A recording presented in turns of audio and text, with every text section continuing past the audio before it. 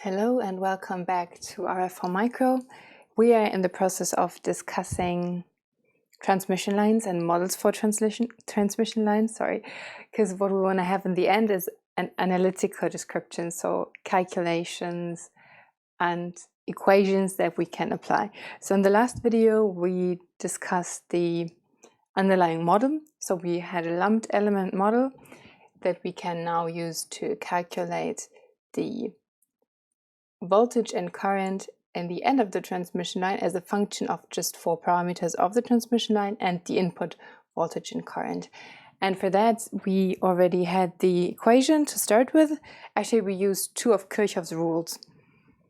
And we applied that to our model. Just as a reminder, we had a transmission line or a piece of transmission line, which we had as R prime, L prime,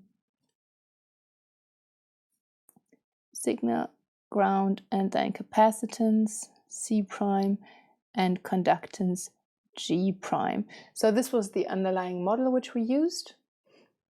Now the next thing that we want to do is use these equations. So one came from the mesh rule, one from the node rule. Here we have the R, the L, and the rest is just current and voltage mixed, unfortunately. And the other one came from the node rule where we have G and C. Now, what we want to do is we want to play around with these equations. So in the end, we have the voltage and the current separated. Because right now, as you can see, for example, in equation number 1, they are still mixed. So here's current, current, voltage, voltage. That's not very good if we want to calculate. So first things first. The first thing we have to do is transform this part. And the nice thing we can do here is we can bring these ones on the opposite side. And then it would look like that. We have U at Z plus delta Z minus U at Z. And then we divide by delta Z. And then we find something that looks very familiar.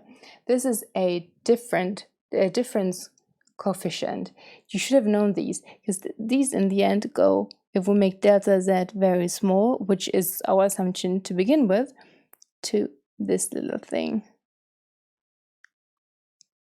The space derivative. Altogether, we will be using partial derivatives and not absolute ones. So from the next equations on, just so you have a warning, this will actually be used as a partial derivative. And I will do one more abbreviation. I will not write this one, but I will abbreviate this part just as a subscript Z in order to make the equation smaller and so I don't spend too much time writing. Okay, so this will be now the space derivative, or if we use it with t, the time derivative, just so you know. Okay, so equation 1. What does that look like?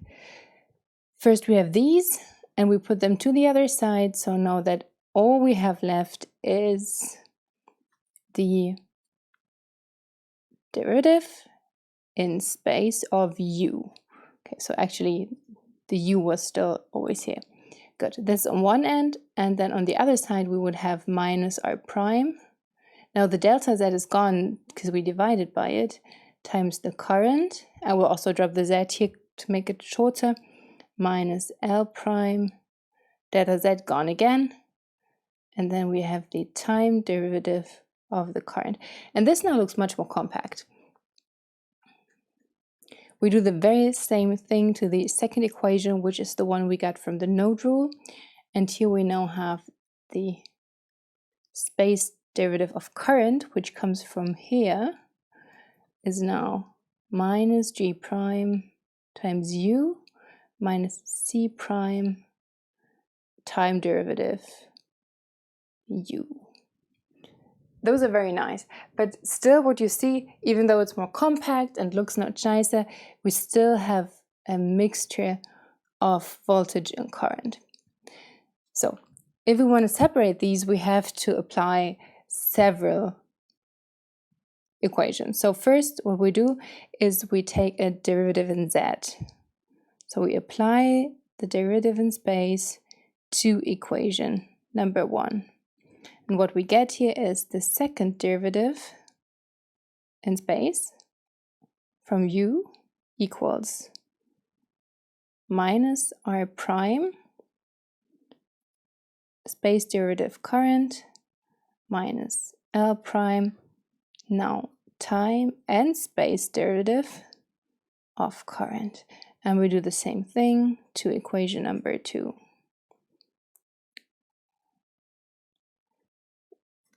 Which still looks pretty sorted at the moment.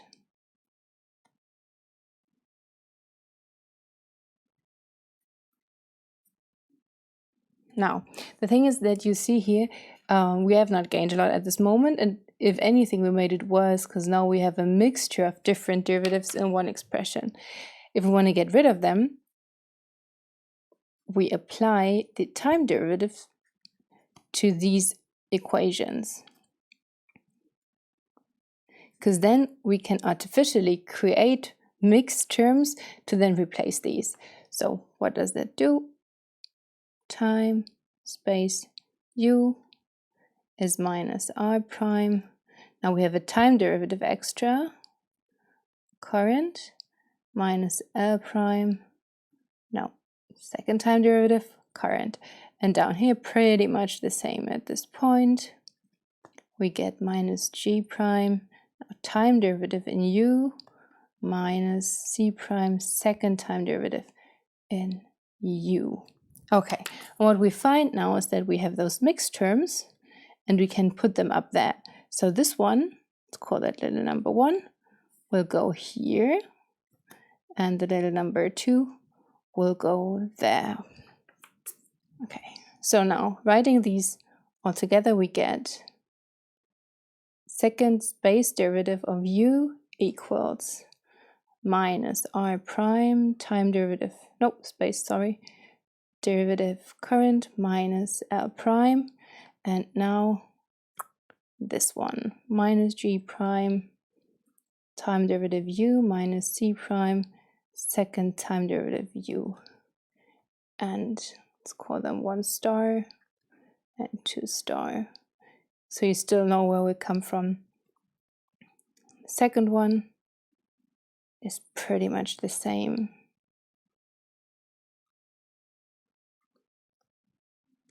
Now C prime, and this is from here, R prime dt minus L prime second time derivative in current. So far so good. You see we have changed equations quite a bit, but we still have one mixed term. So this is u, that's pretty nice, but here's still current in.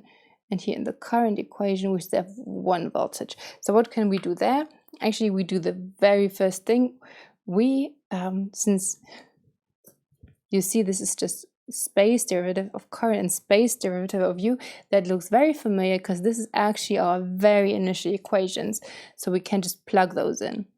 And that brings us to the point that we get this one, I just put it in a row here, is minus R prime. Now we just put in this one here, minus G prime u minus C prime time derivative u. Then we get minus L prime, and then this one just stays as it is.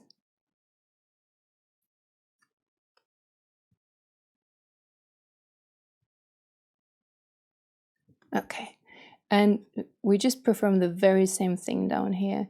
Now we take equation number 1 and put it in.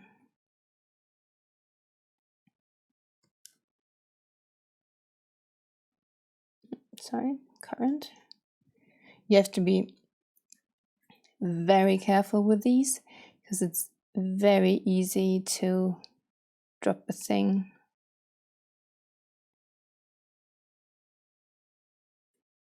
I guess this is an R. Yeah, and if you do not write properly, you will also be in trouble. Okay, good. Now what we have here is a very nice equation where we have just voltage, voltage, voltage, voltage, voltage, and current, current, current, current.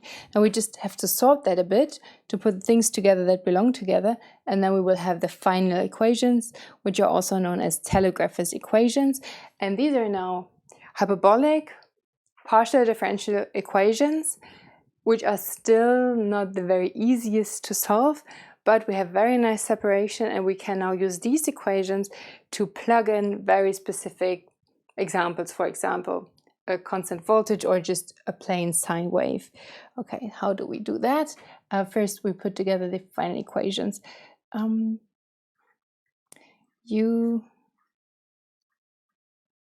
I'll write it properly again, is L prime C prime second derivative in time plus R prime C prime plus G prime L prime time derivative in U plus R prime L prime, no, G prime, sorry, G prime U. That's just the terms sorted. So this one is still here. Then we looked, where do we have the second derivative in time? It's here. And then we have single derivative in time, that is here. And then we just have the U. Actually, it's here again, so it's just sorted. And the second one that we need to go with is the same, just in parallel for the current. So second derivative in space, and here we get L prime C prime. And you see, it's very nice because they're pretty much parallel, the equations. Just write them down quickly. Current time and prime G prime. Okay, so this is the final result. Those are the equations we were going for. Remember, what we put in is this model. So we put in that our transmission line on the microscopic level looks like that. And we put in, as we did this transformation here, that delta Z is very small. So it's not one overall model, but it's a model of a transmission line where we put a lot of these all after one another. Okay, and then the rest was just masked and playing around with it a bit. Okay, so in the next video, we will be looking at specific solutions and examples for these equations and apply them. So see you then. Bye.